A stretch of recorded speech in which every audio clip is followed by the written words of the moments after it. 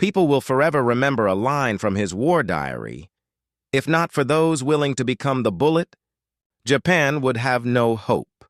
This was one of the private entries of a Japanese naval commander in late 1944, written against the backdrop of a nation standing on the brink of collapse. On 25 October 1944, the sea around the Leyte archipelago gray beneath a sky of smoke and fire. A desperate idea was passed from the high command down to the youngest pilots, to ram their planes into enemy ships, to strap bombs directly to the fuselage, to turn themselves into weapons. Just weeks earlier, in the Philippine Sea and the air battles across the Pacific, the Imperial Japanese Navy's air arm had suffered crushing losses. The Great Marianas Turkey Shoot, June 1944, and subsequent engagements had depleted Japanese air strength to the point that conventional strike capability, hitting a moving target with a coordinated air attack, had become hopeless. On the ground, supply networks were severed and airfields had lost many aircraft. Psychologically, Japan's military leadership was forced to weigh probabilities. Could a pilot sacrificing his life in a single suicide dive produce a higher probability of hitting a target than dozens of conventional bombers? In the dull office of the Special Air Fleet headquarters, Vice Admiral Takejiro Onishi, regarded as the father of the Kamikaze doctrine, made a pivotal decision. Create special attack units, Tokubetsu Kogeki Tai, recruiting volunteers ready to sacrifice themselves to increase the chances of inflicting damage on enemy fleets. The order was not only a harsh tactical command, it was a political and cultural statement reflecting the desperation of a nation being squeezed by the enemy's material and industrial superiority. Picture the scene. The forward airstrip at Mabalacat. Luzon, early morning of 25 October, aircraft armed with 250 kilogram bombs, young pilots taking photos of their families and tucking farewell notes for their parents into their jacket pockets. The takeoff ceremony held in an eerie silence, the men departing neatly dressed, sharing last words before climbing into the cockpit. In many post-war diaries and letters, pilots wrote of a sacred mission, loyalty to the emperor, a call of honor. But behind the paeans, there was fear and bewilderment, and on the decks of enemy ships, there was real terror. An aircraft hurtling in at speeds and on trajectories that were nearly impossible to predict. Sometimes in a straight dive, sometimes on an arrow-like approach, all aimed at a single purpose: destroy the ship. On the American front, fleet commanders and seamen saw things differently. Battlefield data showed that the effectiveness of conventional bombing had declined. There were too few enemy bombers left, and those that remained adopted riskier tactics. For escorts and escort carriers, ship classes more vulnerable than fleet carriers, a collision with a fully laden bomber could inflict serious damage or even sink a ship. When aircraft began to crash dive, forcing defenders into wasteful barrage fire was no longer enough. A new technology had to appear, or American naval air defense would pay with the blood of thousands. The mathematics of war should also be noted: a conventional attack, in which a pilot must keep his aircraft stable at a certain altitude and flight path, has a low hit probability because defenders have time to adjust fire and maneuver. A determined pilot who holds his plane on course to the target, not evading or turning back, in theory increases the hit probability many-fold. A simple calculation that convinced Japanese commanders. In Tokyo, late 1944 strategic meetings were full of grim computations. Few planes, scarce resources, no choice left but we need a surprise weapon. Thus, suicide attack policy shifted from sporadic individual acts to an organized strategy. The emotional tides on both sides, on the Japanese side pride mixed with despair, on the American side anxiety tempered by resolve, created a new warscape. On one hand, American sailors on escort ships could not imagine that within weeks they would face mass waves of attacks, squadrons of aircraft coming not just to damage but deliberately to give their lives. On the other, women and factory workers in Japan watched their sons depart amid mourning, while authorities encouraged such self-sacrifice as a final glory to save the nation. But war is rarely only heroic scenes. It is cold arithmetic, logistics, technology, and production. And at that moment, the Americans began integrating a promising new technology into their anti-aircraft systems, a thinking fuse, the proximity fuse. Far away on both sides of the ocean, decisions were being made, one side trying to turn sacrificial spirit into an effective weapon, the other trying to turn science into an invisible wall to stop that weapon, aboard an American destroyer patrolling off. Late on the afternoon of 25th of October, the alarm sounded. Dozens of contacts picked up on radar. On deck, gun crews rushed to their weapons. The watch team shook with nerves, and fear spread. Commanders later described that instant as a black rain on the radar, the blips multiplying into a storm of numbers. On deck, the anti-air guns opened up, and everyone feared the worst. They did not yet know that, a few months later, a new technology would make that black rain pay a heavy price. It should be understood that the decision to use kamikaze tactics was not a single impetuous emotional choice. It was the result of a chain of strategic failures: defeat in the Philippine Sea, fuel shortages, bombed factories, dwindling resources, and the conviction that losing the fighting spirit would doom Japan unless everything left, including human lives, was used to achieve strategic ends. This ruthless, cold calculation turned thousands of Japanese youths into an armed force unlike anything the world had seen before. The final scene before Part 1 closes must be both intimate and epical. A young pilot at an airfield on Negros Island tucks a photograph of his mother into his flight suit, writes a few lines to his sister, takes a strained smile from his father, then departs. In the opposite direction, on the deck of an American escort ship, a young sailor carefully cleans the lens of an anti-aircraft gun, stares at the horizon where everything is about to unfold. Neither knows that their fates are about to be decided by the encounter between human courage and mass-produced technology. And in the sea breeze, amid the hushed preparations of those people, the great question appears, not only for those who witnessed it then, but for later history. How did this happen? On 5 January 1943, USS Helena lay at anchor off Guadalcanal, where darkness and night bombardments had become commonplace. Lieutenant Russell Red Cochran gripped the 5-inch gun's control wheel, eyes glued to the radar screen, tracking a Japanese Valdive bomber swooping down through patches of moonlight between clouds. But Cochran did not know that the shells about to be fired contained a secret he, a turret commander, had not been fully briefed on: a miniature radar fuse, sophisticated enough to change naval warfare completely. When the order "commence firing" sounded, the 5-inch guns roared and launched shells at roughly 2,600 feet per second. Inside each shell, a tiny radar began broadcasting at about 180 yards, listening for echoes. When the fuse determined a target was within about 70 feet, it detonated. The Val exploded in the air, shredded into fragments without touching Helena. That was the first confirmed combat kill using a proximity fuse, a secret achievement that would not be publicly revealed for another 2 years. This technology, codenamed VT, variable time, to mask its nature, combined radar and explosives and would revolutionize tactics against Japanese suicide planes. As the kamikaze campaigns began in late 1944, the proximity fuse became an invisible barrier, transforming suicide planes from an almost unstoppable force into targets that could be readily destroyed. Previously, American warships relied on 3 layers of anti-aircraft fire: the 5-inch 38 caliber dual-purpose guns, with ranges of 10,000 to 18,000 yards, used mechanical time fuses. The Mark 37 fire control system predicted the aircraft's position when the shell would arrive. Against an enemy plane flying steadily at 200 mph, the system was fairly effective. But against kamikaze pilots diving at 400 mph, climbing and plunging, maneuvering left and right, effectiveness dropped sharply.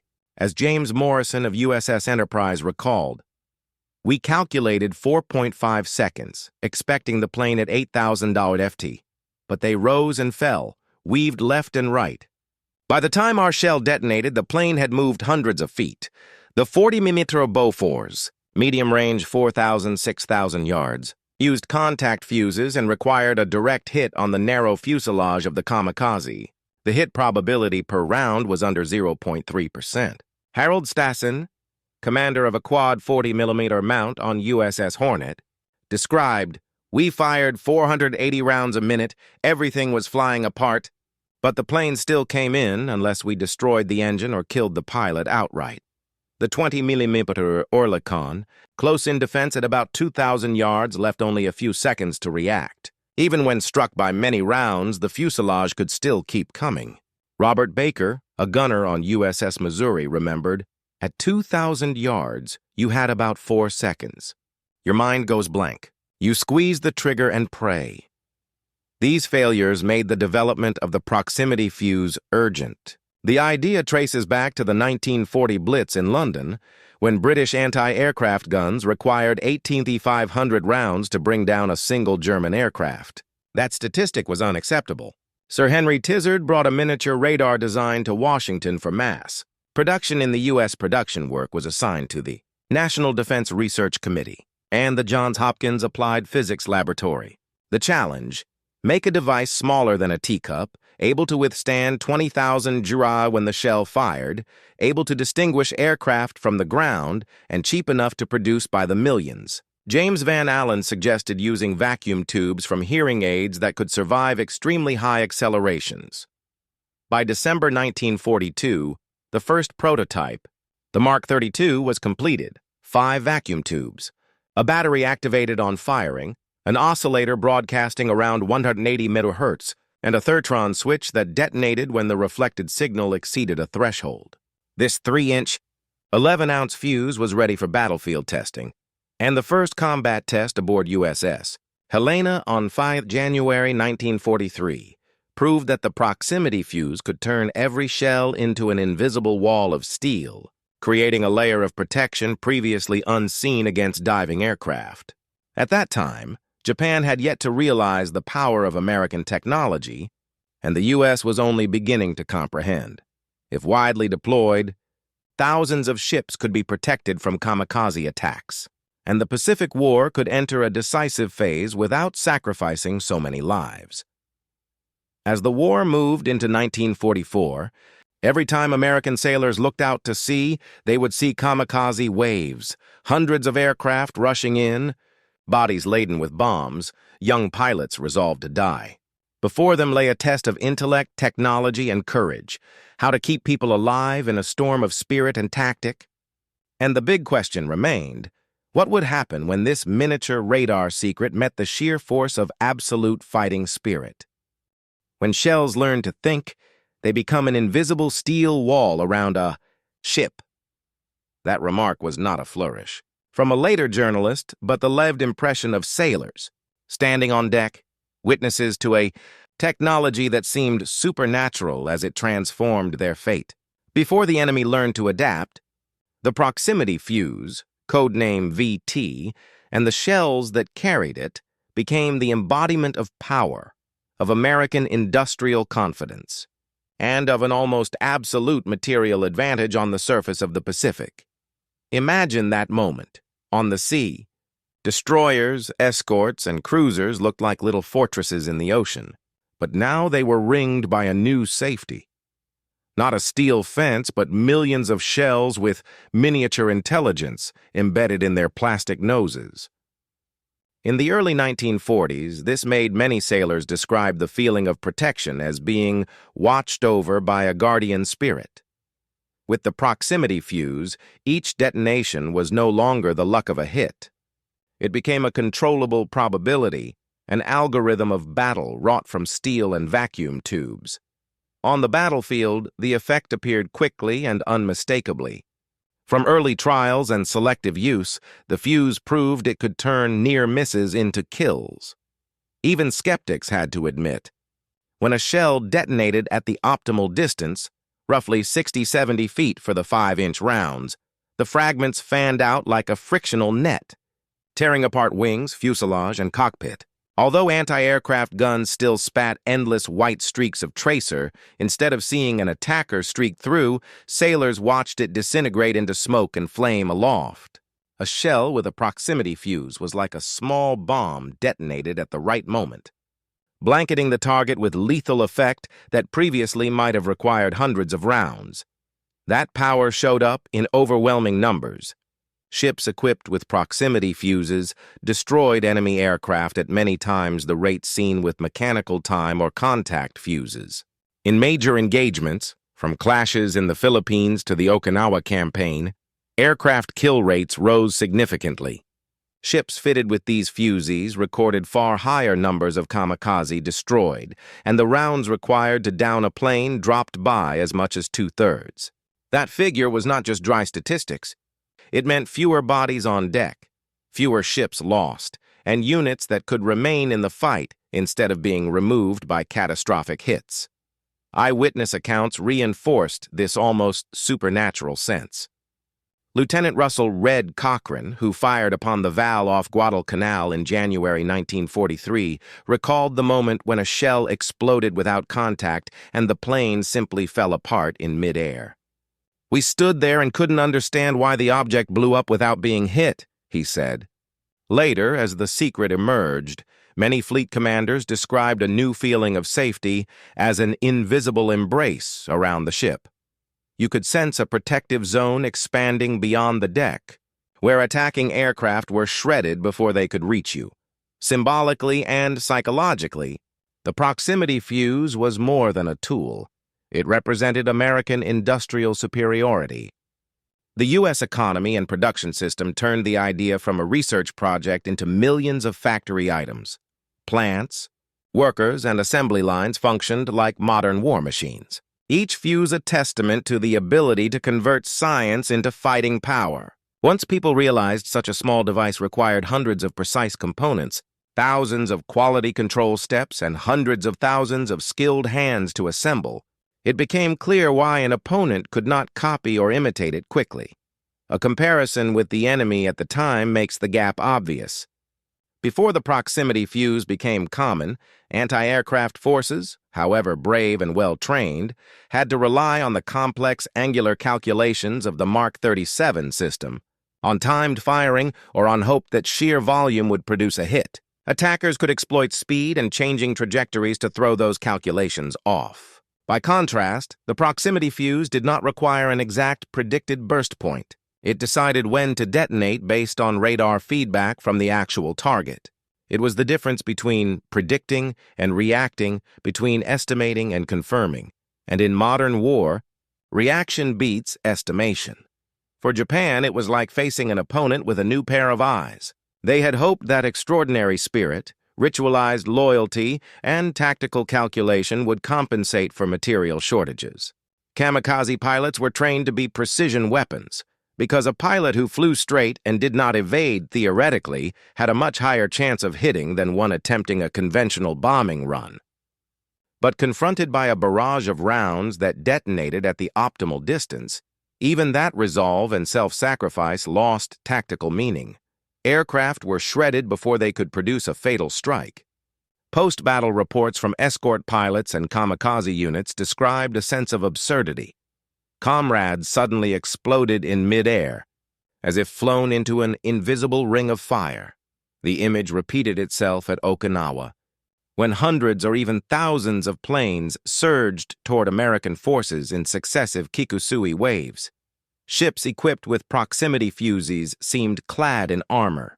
Tactics that once required thousands of rounds to achieve modest results now could be broken by a few bursts of proximity-fused shells. Observers likened the scene to an irresistible storm of steel, except this storm belonged to the defense, not the attack.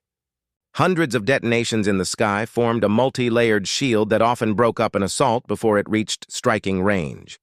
The psychological posture changed as well. Where once American sailors faced anxiety and helplessness watching dozens of blips on the radar, widespread deployment of the proximity fuse brought confidence. They no longer felt like prey under a rain of doom.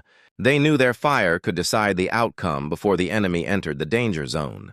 That confidence returned to each gun crew and watch team and multiplied combat effectiveness, because a confident force fires with intent, not out of fear.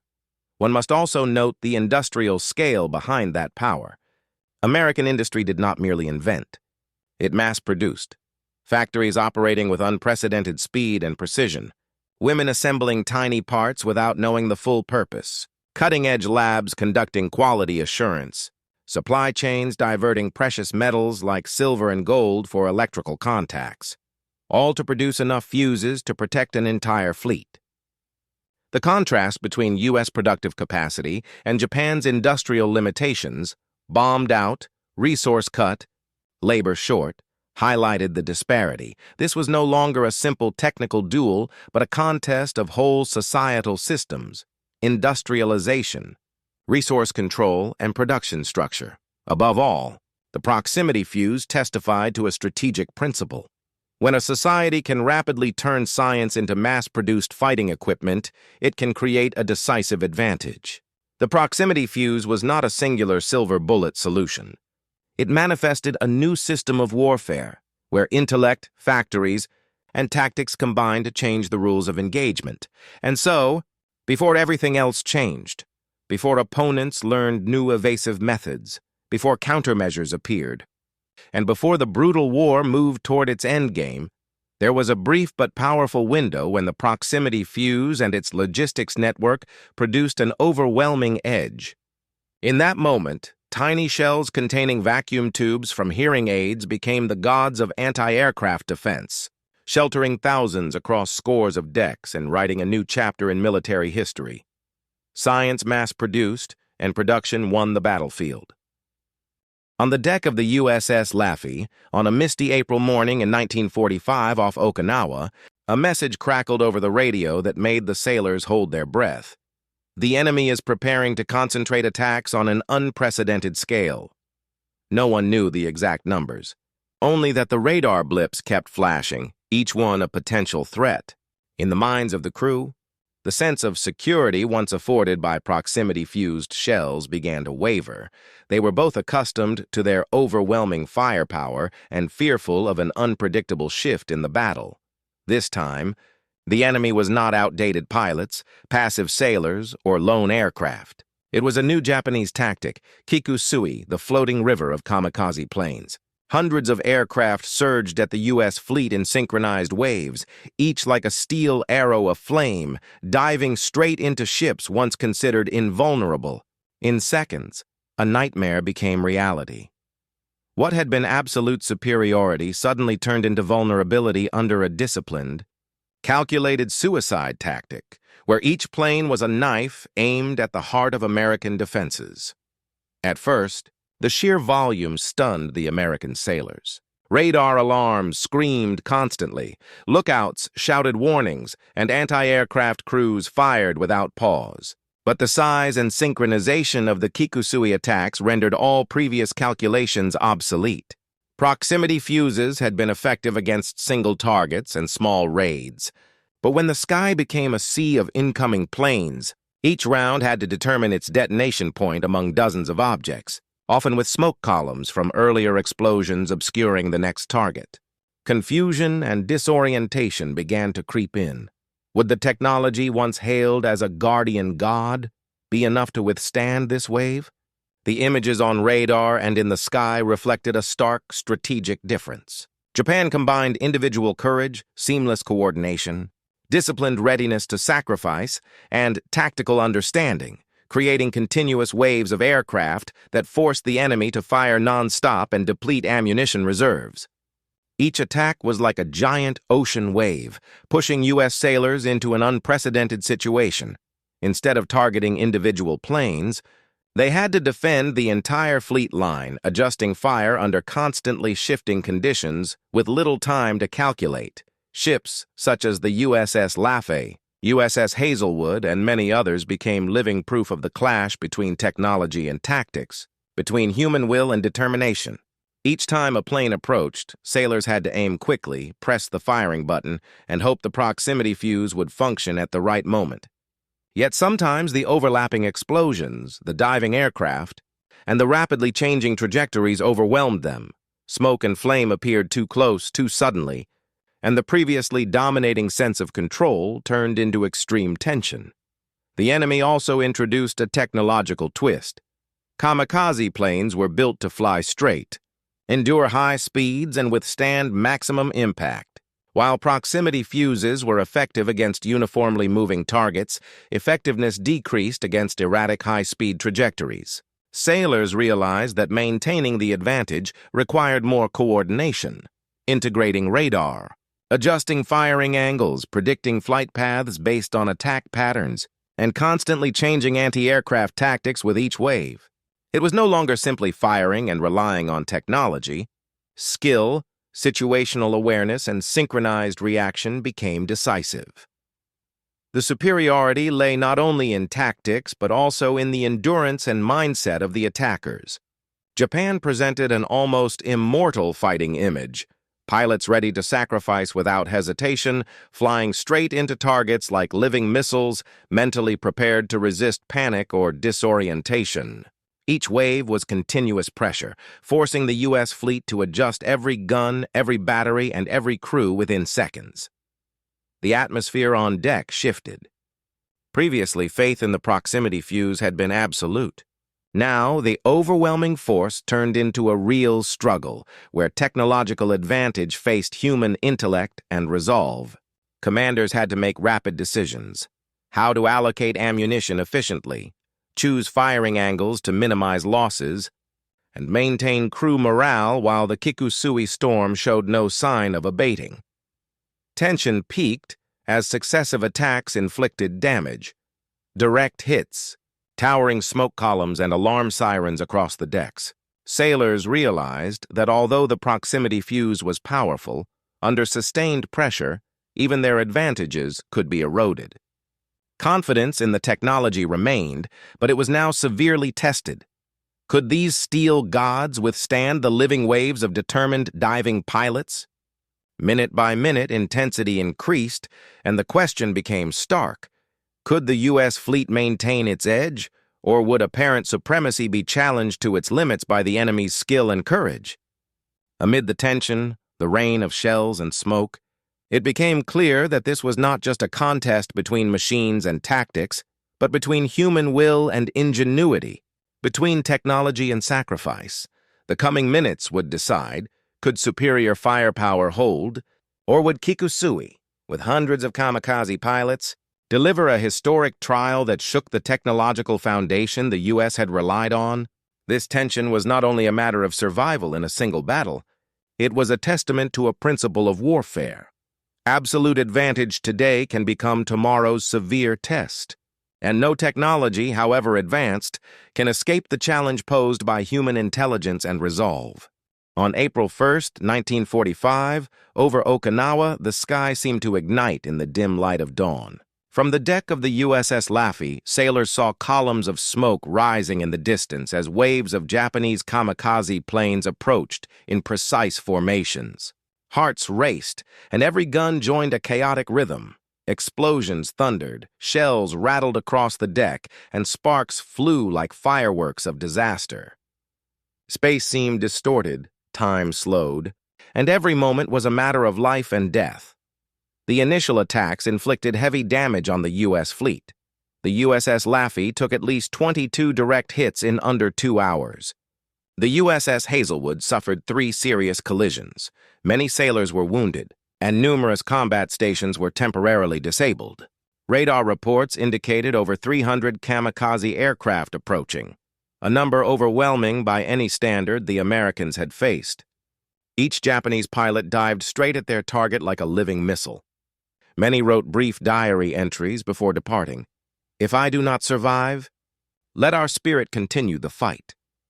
Those words became a tragic message and, at the same time, a direct challenge to American power. The pace of battle continued to accelerate. Each smoke plume, each shell detonation, each alarm merged into a symphony of chaos.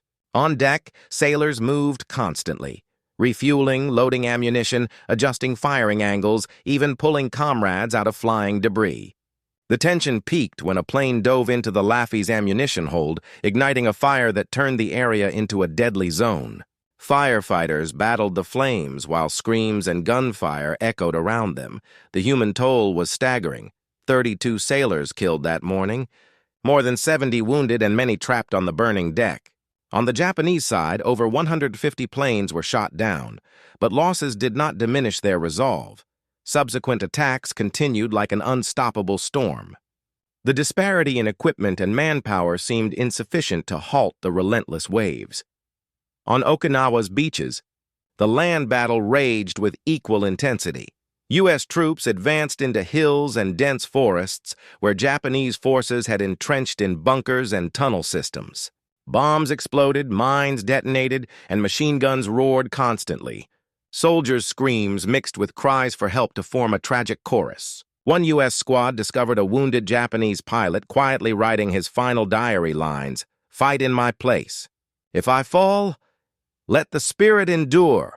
Chaos and panic continued as an unexpected artillery barrage struck the American front lines. Within minutes, many units lost contact, and survivors scrambled to dodge shells and protect their comrades. Once again, the tempo of battle surged to its peak.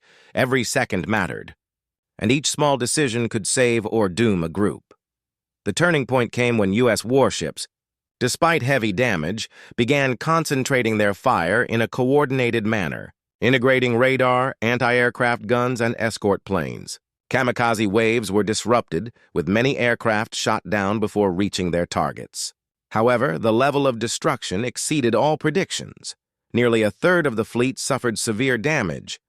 Hundreds of sailors were casualties, and morale reached a breaking point. The tragedy continued when the USS Bunker Hill was struck directly twice by kamikaze planes.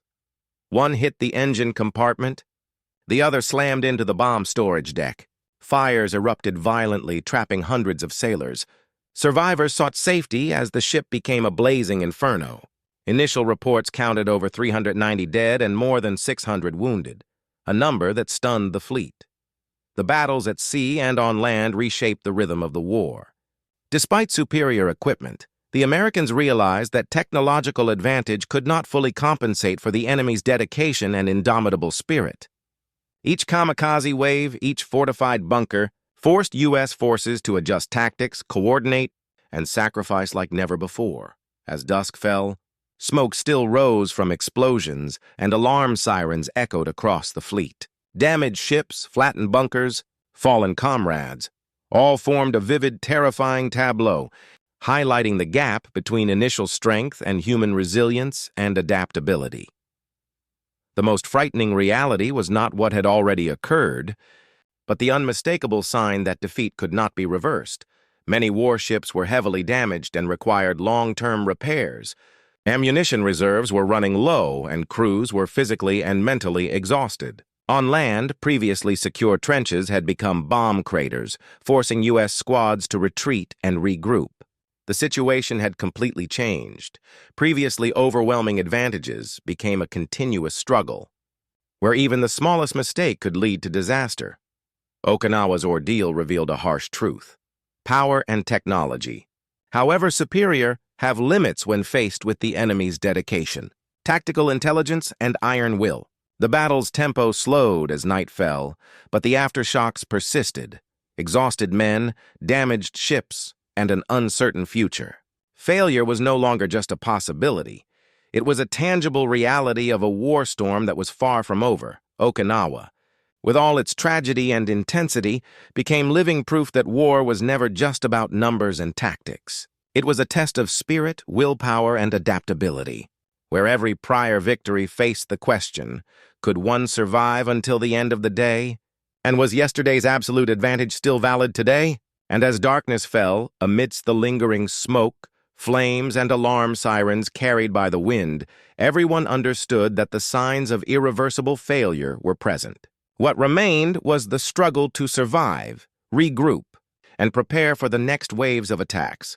The storm was far from over, and Okinawa demonstrated that war is a brutal game where every advantage is temporary.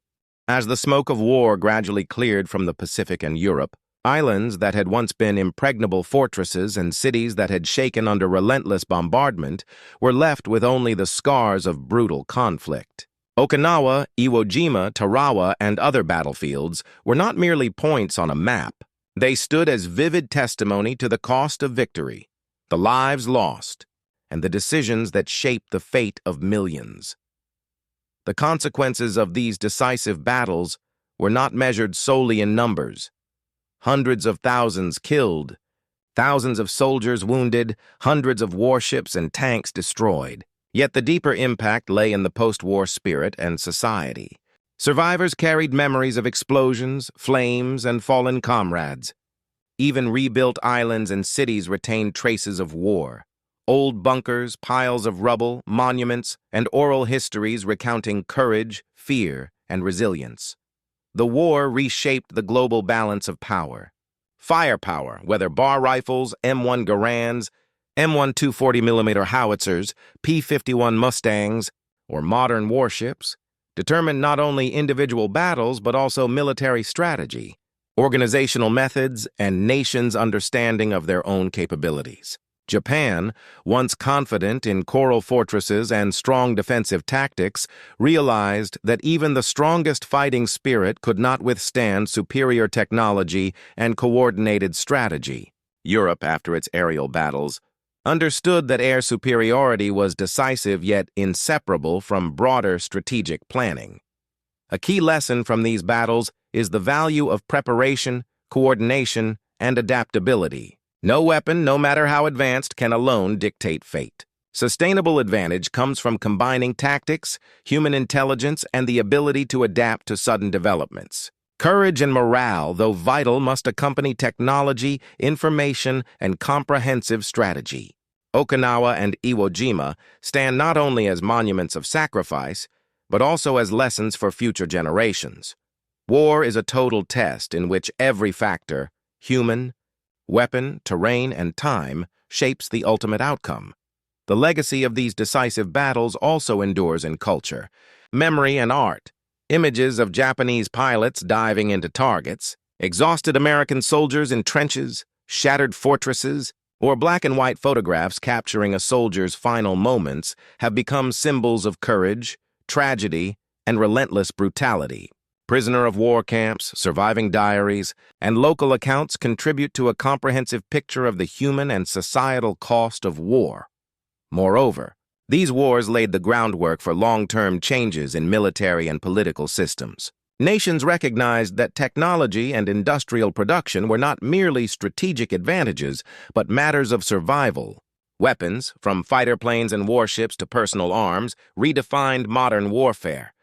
Military reforms, soldier training, and the development of coordinated multi-domain tactics all stemmed from these lessons. On a human level, the legacy was even deeper. Millions of veterans returned with indelible memories and both physical and psychological scars. Families and societies had to adapt to loss while learning to value peace, stability, and the ordinary rhythms of daily life. Tales of sacrifice, courage, and resolve in adversity became inspiration for future generations, a reminder that freedom and security are never free. Looking back, from the Pacific Islands to European skies, a stark pattern emerges.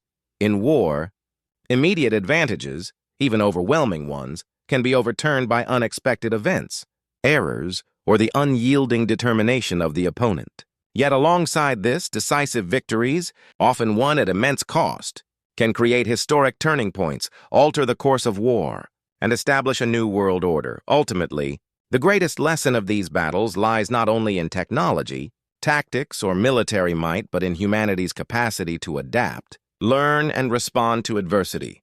It underscores that in every conflict, the human element remains central, yet it is only when properly equipped, coordinated, and guided that it produces decisive impact. And when all had settled, when islands lay quiet and cities were reborn, what remained resonant in memory and history was the image of a world tested, blazing steel-clad ships, collapsed bunkers, pilots diving into targets, and millions of lives sacrificed to shape destiny. In the war of steel and blood, it was not spirit alone but industry, tactical coordination, and adaptability that determined fate. And these lessons, like scars through time, endure in human history, reminding us that peace and security are achievements earned through intelligence, courage, and relentless effort.